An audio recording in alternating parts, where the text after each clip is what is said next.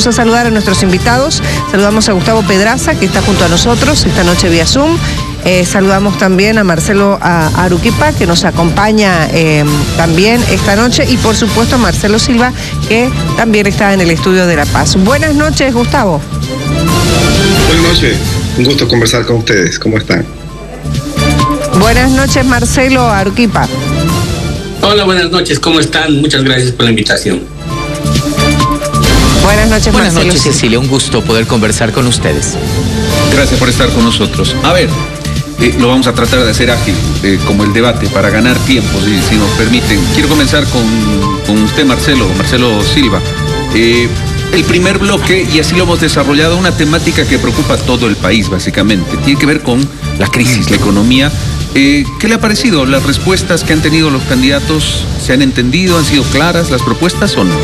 A ver, creo que el debate estuvo centrado en dos partes muy importantes. La primera, la parte económica, posiblemente el training de estar sin debatir bastante tiempo. Este es un proceso que lo está retomando la democracia boliviana, lo cual es muy saludable, ¿verdad? Ha hecho que algunas intervenciones no utilicen de la mejor manera el tiempo que se les dio, y al final terminaron atropellando en el ámbito de la propuesta. La segunda parte, cuando empezaron a darse preguntas cruzadas, creo que el debate se puso muy intenso.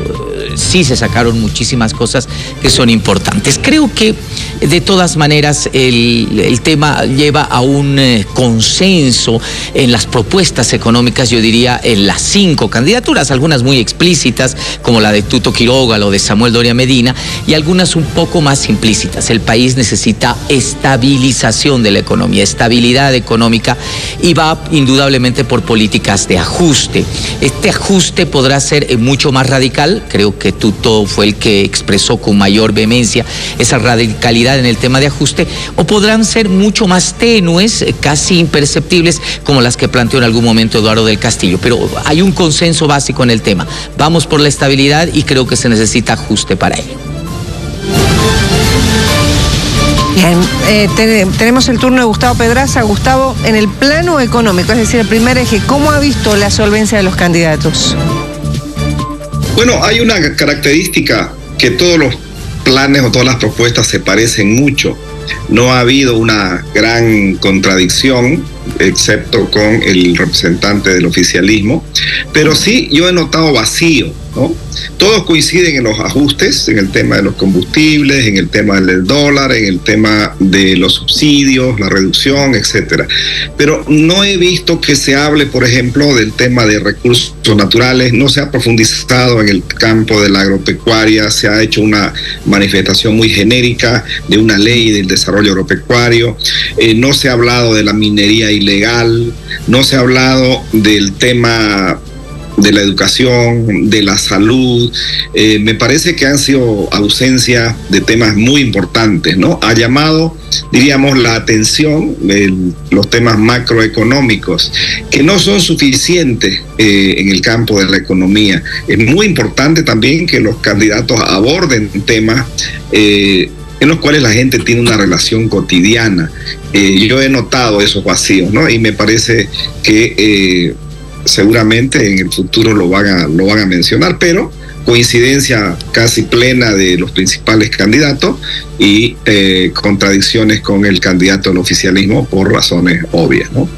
Marcelo Aruquipa, ¿coincide en el análisis de Gustavo? Es decir, ¿faltaron esos temas? ¿O será que la población está en esta situación que atraviesa el país económica, está pensando prioritariamente en la crisis?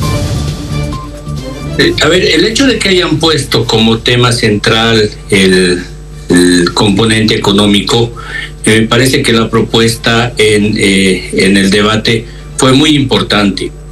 Ahora, los candidatos aprovecharon de esta propuesta, de esta puesta de temática importante.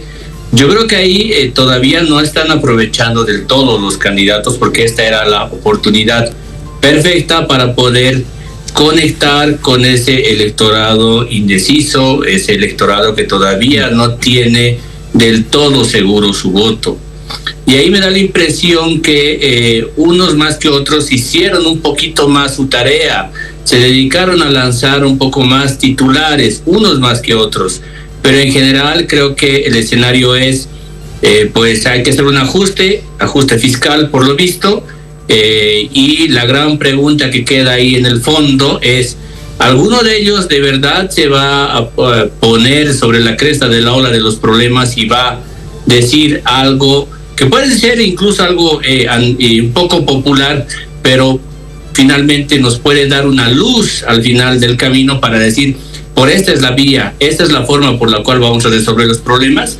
Yo me he quedado un poco con sabor a algo más en ese tema de saber exactamente si alguien va a proponer algo de verdad que sea rupturista y que sea de verdad la ventana y la luz al final del túnel para saber, por aquí es la respuesta.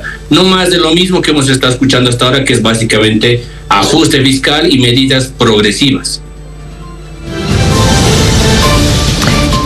Quedó con sabor a poco Marcelo Silva también. ¿Hubiese gustado escuchar más propuestas en este sentido o que sean más puntuales los candidatos en el tema económico? Eso es importante, lo menciona usted muy bien, Cecilia, las reglas estaban marcadas del debate. Creo que algunos candidatos no dimensionaron ese tiempo y creo que debieron haber sido mucho más puntuales en temas que llegan a la gente. Por ejemplo, yo lo hubiese dividido en medidas de corto plazo, de mediano plazo y de largo plazo. No puedes comenzar por reformar la Constitución, que eso por supuesto te lleva a años probablemente, a medidas que indudablemente tienen que ser más de impacto y que tienen que ser tomadas horas después que asumas tu mandato.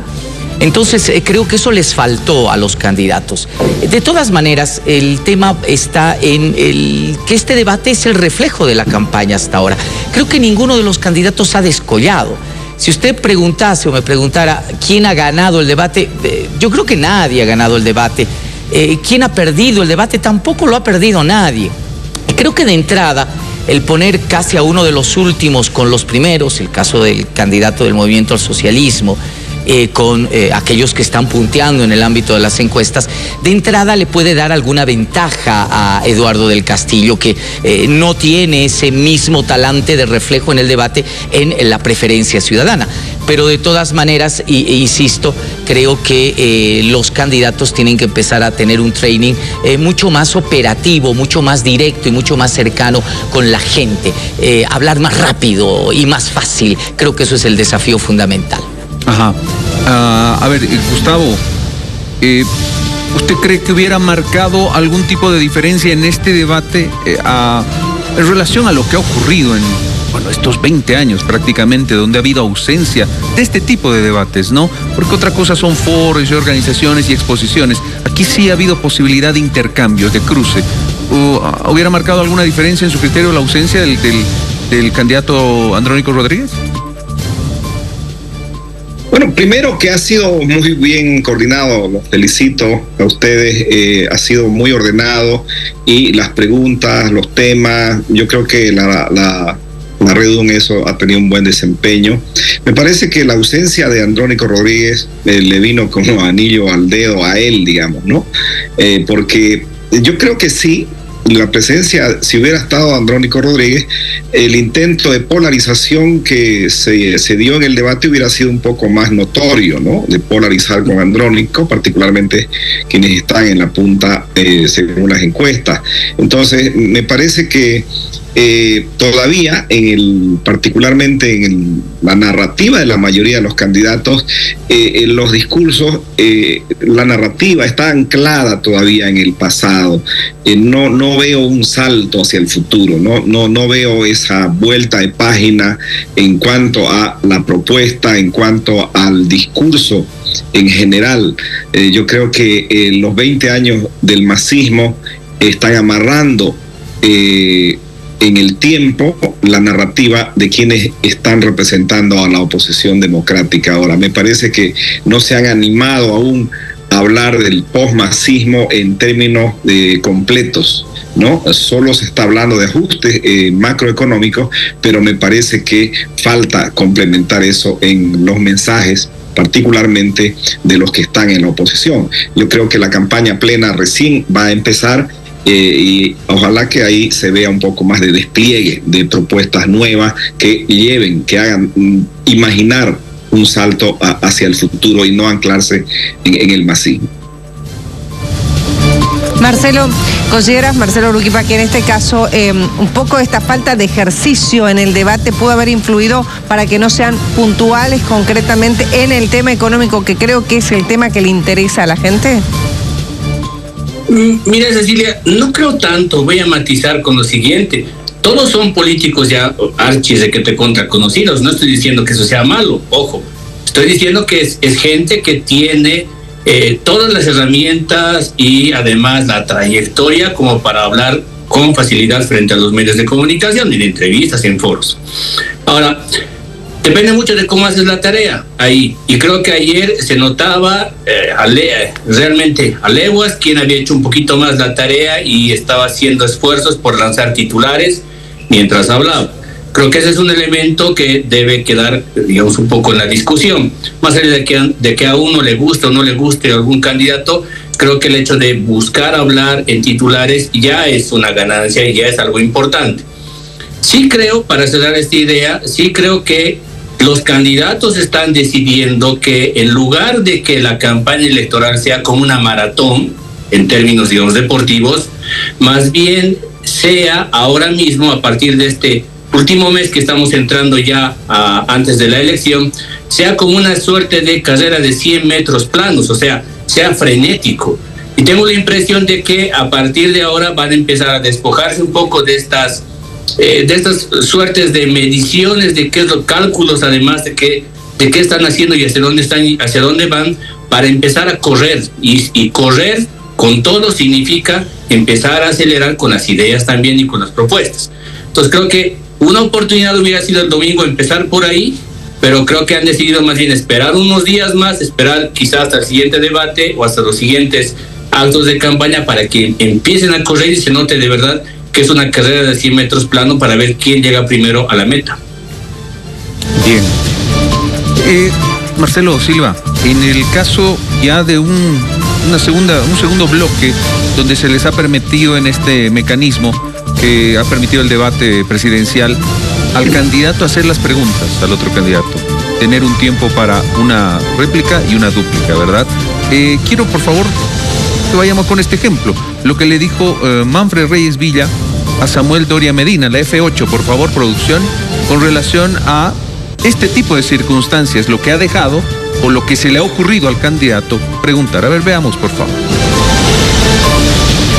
¿Por qué ustedes no han logrado realmente que sea más bien que lance otra candidatura y no vaya ella de candidata y tú de candidato a la vicepresidencia? Ay, Manfred, yo recuerdo que estuviste en una reunión en Santa Cruz y lloraste, por favor, únanse en torno a la presidenta. Realmente es increíble cómo ahora me quieres hacer responsable de un gobierno del que yo no fui parte. Y un tiempo apoyé esa candidatura, pero cuando se vio que no funcionaba, logré que se baje esa candidatura y que se apoye a Carlos Mesa, que era el que tenía mayor chance. Pero creo que lo importante es ver hacia adelante. ¿Vos vas a apoyar la unidad? ¿Vas a apoyar al que está más arriba? ¿Sí o no? Claro que voy a apoyar que me apoyes, porque yo voy a ganar la elección y yo voy a ser próximo presidente. ¿Qué le pareció, Marcelo, esa ronda, ese ejercicio de preguntas de los candidatos y las respuestas? Vean. Mucho más interesante, por supuesto. Reitero, hubo dos partes en el debate. Una primera donde tenían un tiempo para exponer el tema económico y en algunos momentos se atropellaron, no lo pudieron expresar de manera nítida. Concretamente el caso de Samuel. Samuel nos dejó una idea en su primera participación, que tenía un plan, punto. Pero ya en la segunda, y ante preguntas mucho más punzantes, pudo profundizar algunos temas que eran importantes. El debate fue mucho más interesante en una segunda parte. El gran problema fue que se concentraron demasiado, y los cinco, en removerse los muertos en el closet. Es decir, por supuesto, son políticos de muchos años y en algunos casos tienen más sombras que luces en el ámbito de su trayectoria. Todos hayan cometido errores políticos garrafales, por supuesto, que podía ser una noche interminable de acusaciones y contraacusaciones en el tema del pasado, incluyendo a Del Castillo, que tampoco se exime de responsabilidad del tema de la gestión gubernamental desastrosa del presidente Arce. Entonces, a mí me da la impresión de que le pusieron mucho énfasis a ese ataque ya destructivo. Es decir, pasaron de un plano tedioso a una, yo diría, subida de aceleración que no fue precisamente la mejor. Creo que les faltó un poco más de picardía para tomar y cuestionar elementos de los programas, de los discursos actuales. Removerse mucho en el pasado no le conviene a ninguno, absolutamente a ninguno, porque reitero, estamos hablando con gente de muchísima experiencia que ya ha pasado por política y tiene, por supuesto, mucho que rendir, dar cuentas o arrepentirse en algunos casos. Esta segunda parte, ¿algún momento que usted destaca en esta ida y vuelta de preguntas, respuestas de los candidatos? Para mí es la pregunta, Cecilia. Sí, Gustavo, por favor, sí. Bueno, aquí en esta parte se han identificado los recursos de ataques entre los candidatos, ¿no? Que en realidad no le importa mucho a la gente. La gente está agotada, digamos, hastiada de las acusaciones de que uno tiene tal, el otro cual, y con mucha claridad se han identificado cuáles van a ser durante la campaña los puntos de ataque, los recursos, ¿no? En el caso de Samuel Doria Medina va a ser su alianza con Yanine Áñez, ¿no? En el caso del Castillo va a ser la gestión bien del gobierno, en el caso de Manfred Reyes Villa va a ser su gestión en la alcaldía, su mala gestión de la basura, en el caso de Johnny Fernández va a ser su mala gestión en el municipio cruceño. Entonces se han identificado esos flancos, esos campos. Como te digo, no ganan votos, ese tipo de debate, de discusiones no atraen votos, reafirman los votos leales, ¿sí? los reafirman como tal, pero no es un campo donde la gente vaya a cambiar su voto, ¿no? Me parece que es típico de los debates, pero desde mi percepción es. Y en esta parte, ¿alguna de las preguntas y respuestas le ha llamado más la atención, Gustavo, en esta segunda parte, más allá de los ataques o alusiones personales? Bueno, hay candidatos que no solían ser tan agresivos como lo fueron anoche, ¿no? De alguna manera, quizá ¿Quién, por eso ejemplo?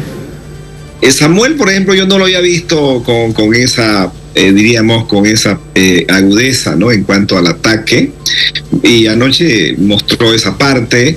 Después también el candidato oficialista tuvo reacciones también muy rápidas y bueno, se igualó, ¿no?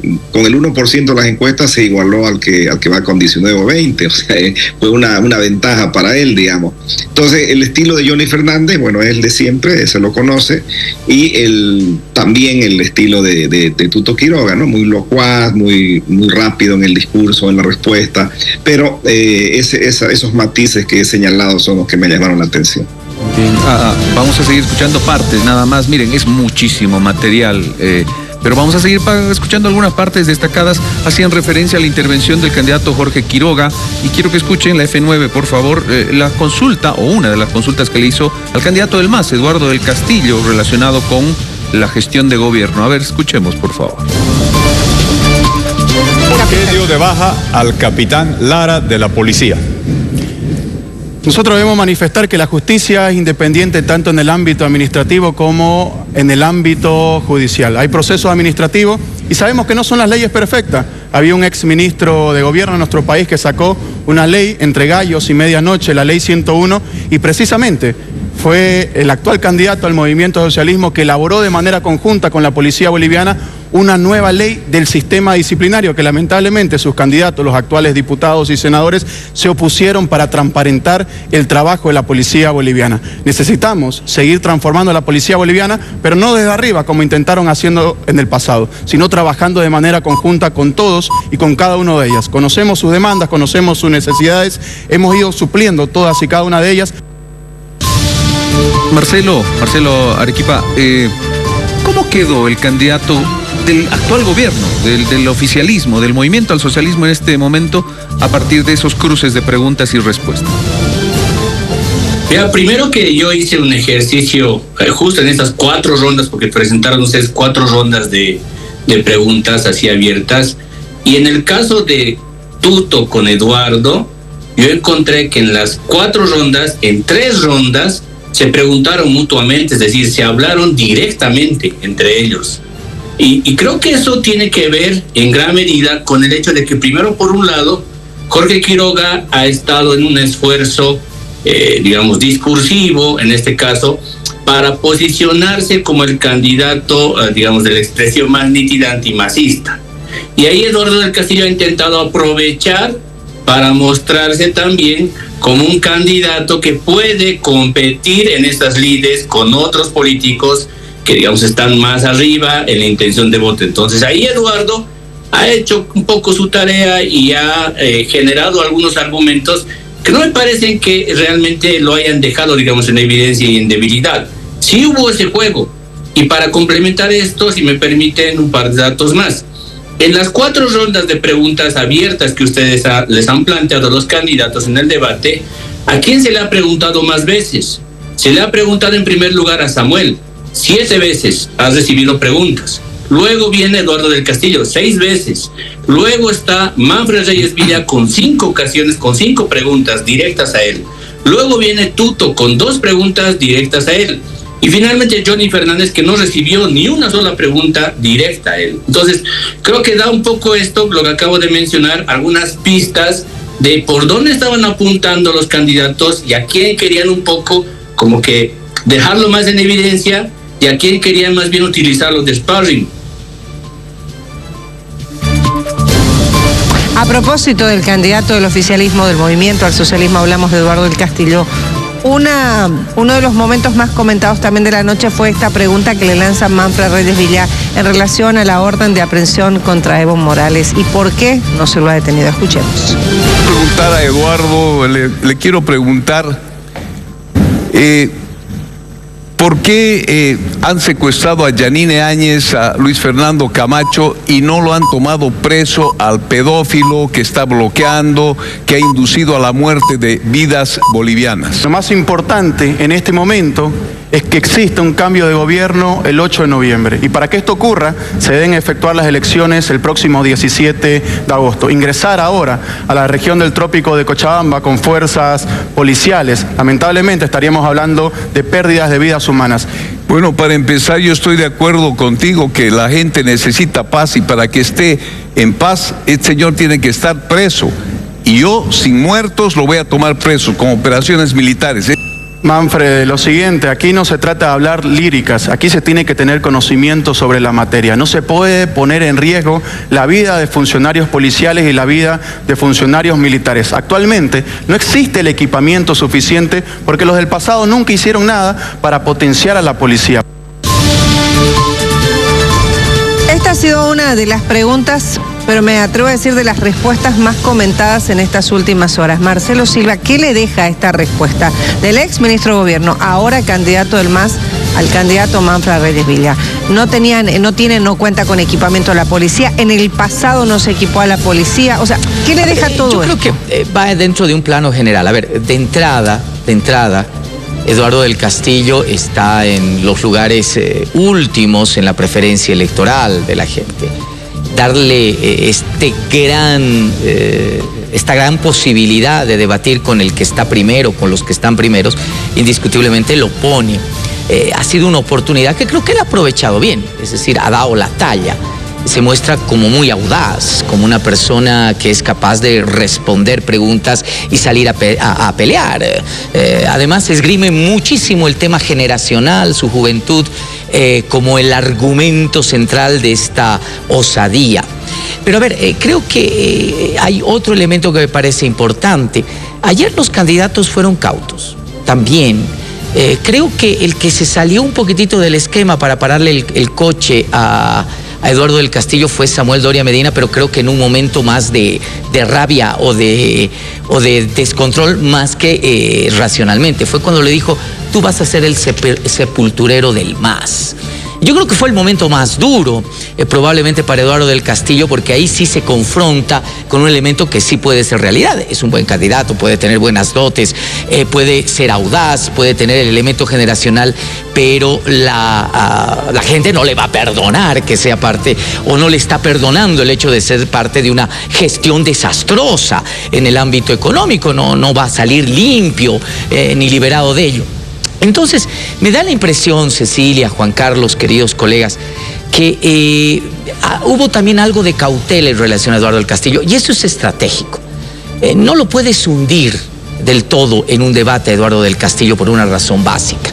Y yo creo que si se van a encontrar, van a seguir siendo muy condescendientes con él.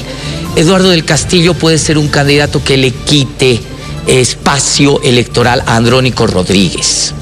Entonces, no lo puedes fundir mucho.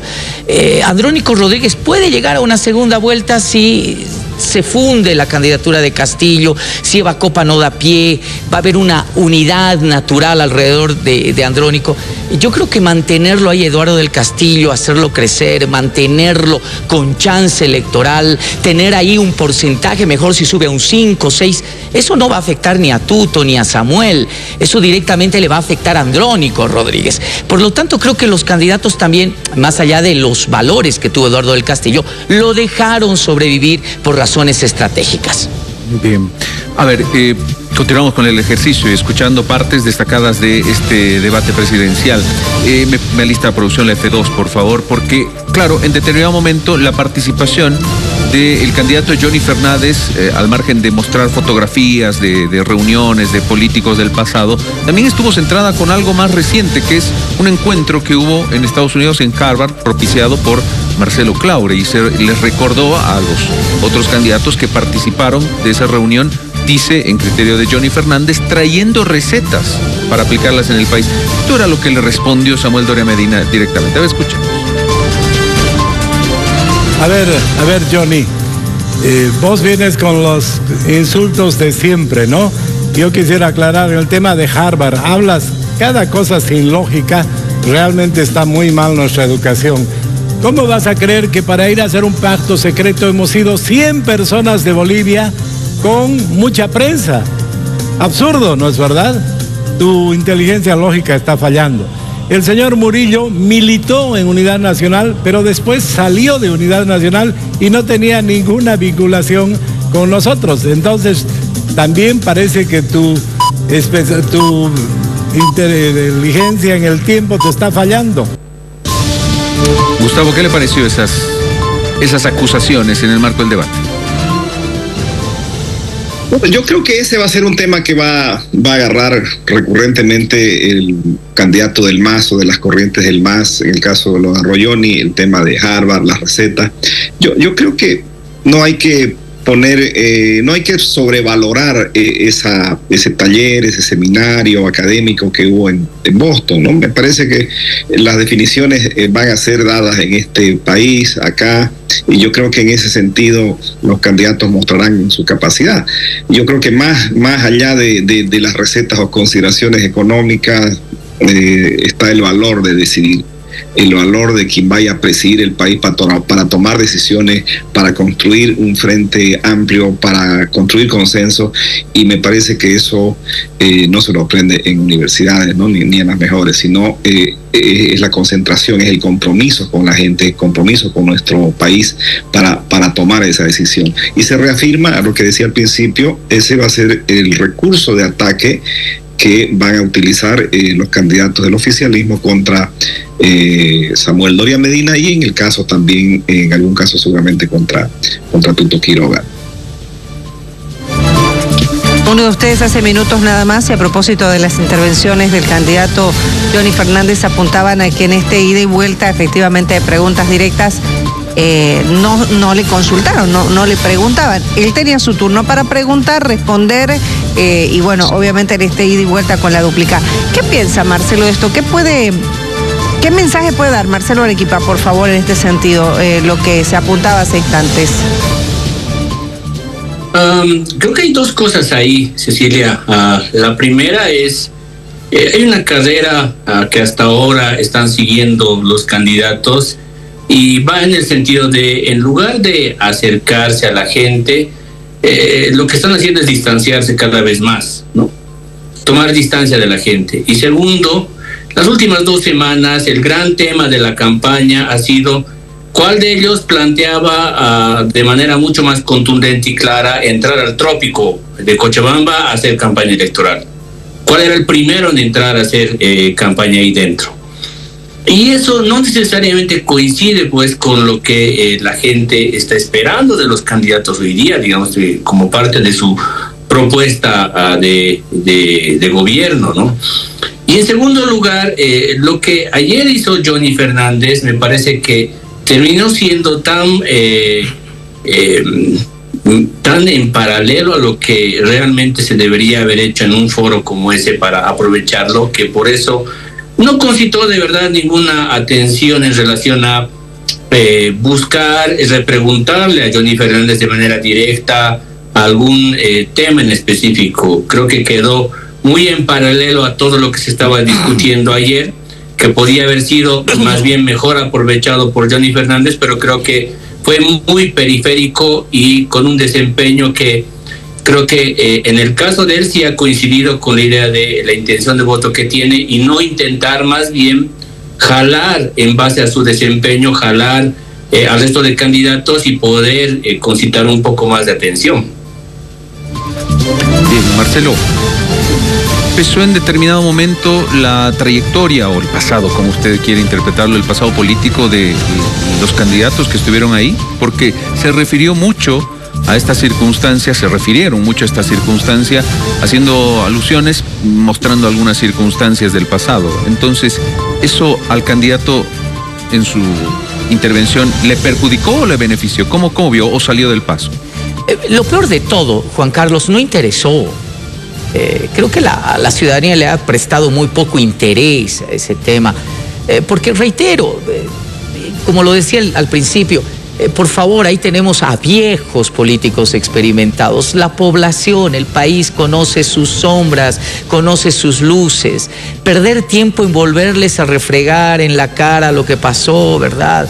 Y en algunos casos las negativas o esquivar ciertas cosas.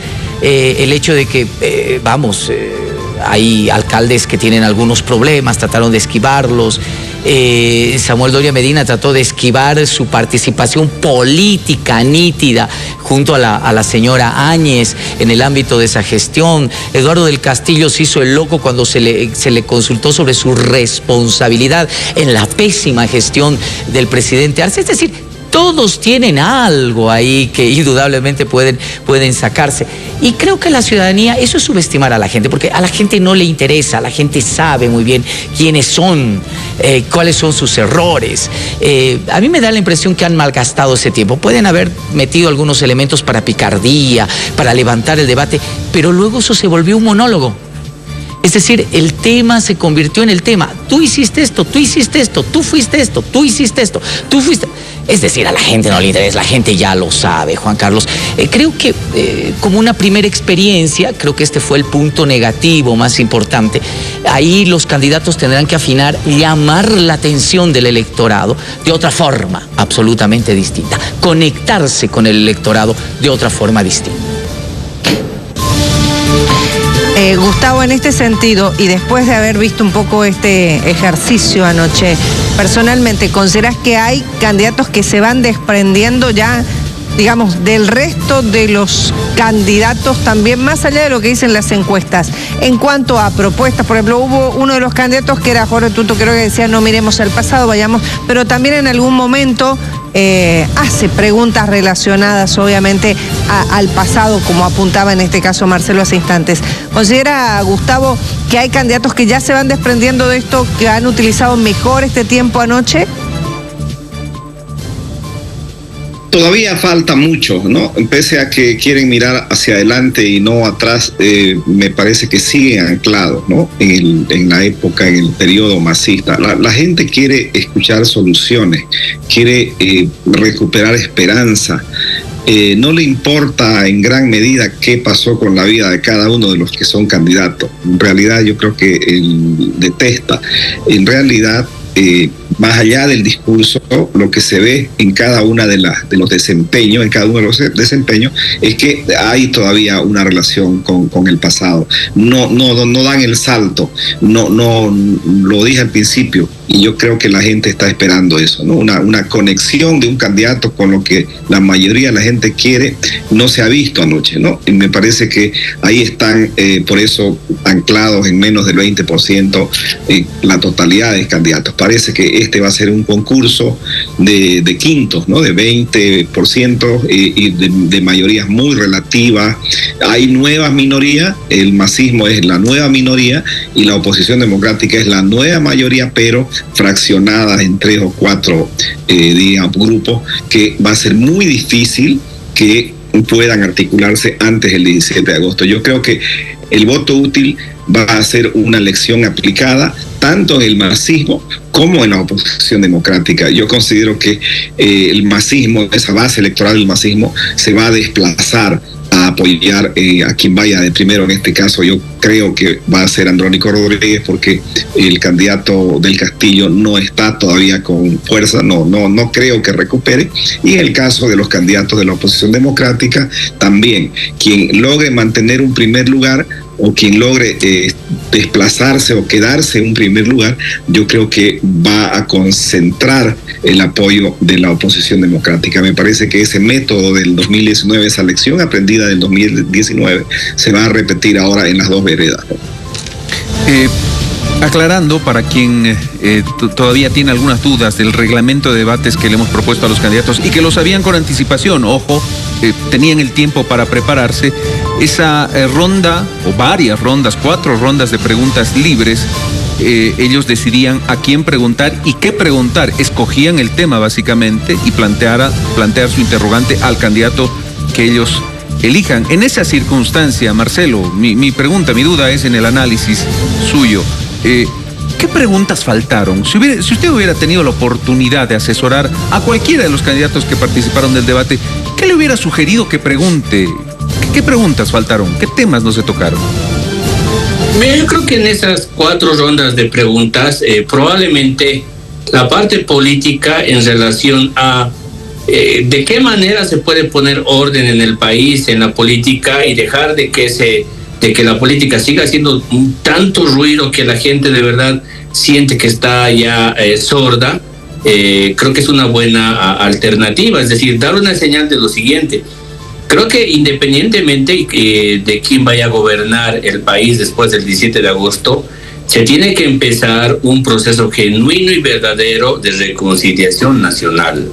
No hay otra manera de poder generar un escenario de gobernabilidad en la Asamblea Legislativa, entre quien vaya a ganar y los siguientes, y en la calle. No existe manera de que se pueda tener un escenario de gobernabilidad, y creo que la gente estaba esperando un poco eso, en realidad, de a ver quién le pone freno a los ataques entre qué has hecho tú en el pasado o qué estás haciendo hoy día todavía y qué te falta, y más bien plantearle al país por eso un proceso distinto, una suerte de volquemos la página, describamos un nuevo capítulo en la historia política de este país, porque creo que eso es lo que la gente está buscando. La gente quiere reescribir un nuevo capítulo de la historia política de este país a partir del 17 de agosto. Aquellos que se resisten a escribir ese nuevo capítulo son los que van a terminar perdiendo. Entonces, en ese sentido, creo que eso faltó un poco. en el añadidora. Yo entiendo porque han intentado hacer bastantes cálculos todavía entre ellos, ¿no? Entre otras cosas, por ejemplo, entre Samuel y Tuto no hubo ni una sola pregunta, es decir, no se tocaron para nada. Parece que todo fue, digamos, más bien como que pensado entre ellos para, de manera, digamos, disimulada, reafirmar con sus propios electores y hablarles más bien a los otros candidatos, no atacarse entre ellos. Y entre ellos quien habló un poco más en términos presidenciales, a mi juicio, fue Jorge Quiroga. Fue más meditado, fue un poquito más prudente en las cosas que decía. A Samuel le pillaron un punto débil y creo que esto fue bastante evidente cuando le hablan de temas personales respecto de su pasado con el gobierno de la señora Áñez Trastabila. Y creo que esas cosas les falta prepararse, es decir, los asesores de cada candidato tienen que saber y tienen que apuntar que ahí ayer salieron algunos talones de Aquiles y que tienen que prepararse para las siguientes oportunidades. Marcelo Arequipa, ya para ir cerrando, no sé si está en condiciones de decir en su criterio quién fue el mejor de este debate y quién no fue el mejor. Marcelo Arequipa, Marcelo Silva. Marcelo Arequipa, para ir cerrando. Sí. Gracias, Cecilia. Con él. Sí, es que estamos ahí entre colegas además. A ver, si uno pensara en los políticos respecto de la ciudadanía, yo creo que ahí ninguno ha ganado, es decir, no han podido conectar con ese electorado indeciso. Ahora, hay otra forma de ver las cosas en relación al círculo rojo de quienes analizamos y revisamos esto y evaluamos los desempeños. Yo creo que ahí, digamos, yo rápidamente me animaría a hacer, digamos, una jerarquización de quienes le hicieron un poco más y a quienes les falta todavía mejorar. Creo que Jorge Quiroga lanzó de verdad más titulares, habló con más soltura, me parece un mejor orador. Luego, a quien lo vi también bastante preparado un poco para la ocasión y la supo aprovechar, fue Eduardo del Castillo. En tercer lugar lo pondría Samuel Doria Medina, quien empezó en realidad, creo, desaprovechando los 3 minutos de oro que él tenía para hablar de economía, que es en el campo en el que se debería desenvolver de verdad como pez en el agua, pero no lo hizo muy bien. Más adelante intentó incrementar su potencial, pero bueno, eso fue de menos un poco a más, si quieres. Luego está Manfred Reyes Villa, que de verdad parecía un poco más desorientado y perdido en el debate. Y finalmente Johnny Fernández, que sinceramente no le aportó nada más allá de querer generar algún ruido en el acto de ayer. Ahora sí, Marcelo, el mismo ejercicio en su criterio y acoto y añado algo más a partir del análisis de Marcelo Arequipa. ¿Ha habido guiños en ese debate? Es decir, lo de Samuel Doria Medina, lo de Jorge Quiroga, y quién lo hizo mejor, quién se desenvolvió mejor en su criterio. Bueno, los debates son parte también de estrategia política. Puedes fundir a alguien, puedes darle todavía un poco de aire, es decir, todavía es complicado el panorama, las polarizaciones en el país no han desaparecido, están fraccionadas, esa es otra cosa, ¿verdad? Y eso te vuelve todavía mucho más difícil, tienes aliados contrincantes que son movibles. Evidentemente a Samuel y a Tuto no les convenía hacerse daño en ese debate, pero tampoco les convenía hacerle daño a Eduardo del Castillo, reitero, porque de en medio estaba Andrónico Rodríguez. Es decir, todavía hay la posibilidad, ¿no?, de hacerlo crecer a Eduardo del Castillo unos poquititos más puntitos, y bueno, eso va a afectar a Andrónico. Me imagino que esa debe ser la lectura. Creo que los candidatos fueron de 2 tiempos.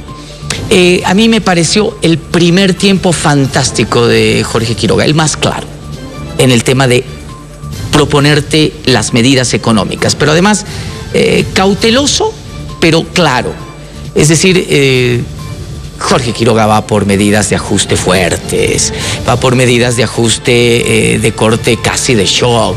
Es decir, va a tomar medidas duras don Jorge Quiroga si es presidente, y creo que acude a elementos, y lo ha dicho sin temor, que pueden ser estigmatizados como duros y difíciles. Pero se apagó un poco en el segundo tiempo. Samuel Doria Medina, al contrario, tuvo un primer tiempo espantoso, es decir, sus 3 minutos de desarrollo económico solo quedó una idea, que tenía un plan. Punto. Fin del comunicado. Pero el segundo tiempo, cuando lo fueron a morder, es decir, cuando lo empezaron a atacar, porque empezó a recibir las preguntas de todos los otros candidatos, creo que respondió durísimo también, ¿no? Habíamos conocido esa faceta de don Samuel Doria Medina, también sabe pegar, ¿no? Entonces les ha dado a los candidatos, a quienes le han querido dar algún golpecillo. Y yo diría que Johnny Fernández fue aislado por el rudo empiezo que tuvo. Johnny Fernández empezó a atacar sin medida y creo que los candidatos estratégicamente dijeron, no, a este hay que apartarlo de este debate porque va a empezar a sacar fotitos, va a empezar a sacar cuadritos y por eso lo aislaron también, ¿no? Creo que el marginado de este debate fue Johnny Fernández definitivamente. Manfred Reyes Villa cuadró en el centro político, fue exactamente el centro político, no quiso moverse ni desplazarse, creo que también estratégicamente. Se presentó como ese muchacho golpeador, ¿no? El golpeador callejero que fue y empezó a repartir y les dijo a todos, tienen pasado, ustedes son viejos, tienen pasado. Pero el gran problema es de que repitió tanto eso, que al final se convirtió en un joven candidato, con ideas muy viejas, con argumentos muy viejos. Y creo que ese es el problema también de Eduardo del Castillo. Creo que ese es el desempeño, si tú quieres, en general, de lo que significó el debate por candidato. El mismo ejercicio también para Gustavo, que nos acompaña esta noche, por favor. Gracias. Yo quiero señalar un temita que es importante cuando uno de los colegas menciona la reconciliación. A mí me parece que es totalmente necesaria la reconciliación en el país, en el campo de la política, pero es imposible plantear una reconciliación con el totalitarismo. Los totalitarismos no concilian, atropellan, dominan, encarcelan. ¿Cuándo es posible una reconciliación? Cuando cambie la correlación de fuerzas, cuando el totalitarismo sea minoría en el ejercicio del poder, cuando una fuerza democrática tome el poder, el control del Estado, y a partir de ahí un demócrata puede convocar a la reconciliación. Pero mientras haya un totalitario gobernando o con correlación de fuerzas a favor, no va a haber reconciliación. Eso desde el punto de vista de la teoría política, digamos, y de la historia. En la segunda parte de quiénes fueron los mejores, yo creo que con mucha claridad hay dos candidatos que están en competencia, que tienen posibilidades, de los 5 que estaban anoche, ¿no? Es el caso de Tuto Quiroga y de Samuel Doria Medina. Entre los dos hay campañas que ya se han hecho, ¿no? Tienen probablemente entre 10 meses a un año. Entonces hay mensajes ya instalados, ¿no? El caso de Samuel Doria Medina, que ha instalado un mensaje en el campo de la economía. Es decir, la matriz del mensaje de Doria Medina es económico. Y todavía yo no encuentro la certeza, la precisión en el mensaje de Tuto Quiroga, pese a la locuacidad, la capacidad oratoria que tiene, no veo eso, ¿no? Y me parece que anoche hubo una especie de comunión, me parece que debe ser parte del concurso de ellos, de ambos en la campaña. No hubo ataque, no hubo agresión, y me parece que los otros 3 que estaban en el debate no tienen pues posibilidades reales, ¿no? Siendo realistas en el campo de la política, podemos decir que estos 2 candidatos son los que tuvieron mejor desempeño en la actividad que hubo en Redú anoche. Muchísimas gracias a nuestros invitados. Es importante el análisis a partir de la repercusión enorme que ha generado el primer debate presidencial acá en Red 1 y el Operativo 1 Decide. Marcelo, muchísimas gracias. Gracias, de verdad un privilegio poder compartir con ustedes. Buenas noches. Marcelo, lo propio, Marcelo Arequipa. Un abrazo, muchas gracias. Gustavo, un abrazo, gracias por su presencia. Gracias a ustedes. Un gusto. Gracias a los 3 por habernos acompañado esta noche en el análisis, en las repercusiones, Juan Carlos, que sin duda alguna van a continuar. Esta es una parte nada más de lo que tenemos que compartir con la población durante toda la jornada, de lo que se ha hablado, de lo que ha hablado el país. Es esta propuesta que les ha llevado a través de la pantalla después de más de 20 años la Red 1 de Bolivia con el primer debate presidencial. Y se vienen todavía más programas muy interesantes que lo estamos preparando precisamente para que usted esté bien informado y llegue al 17 de agosto con la mejor y mayor información posible para tomar una decisión. Es parte del Operativo 1 Decide.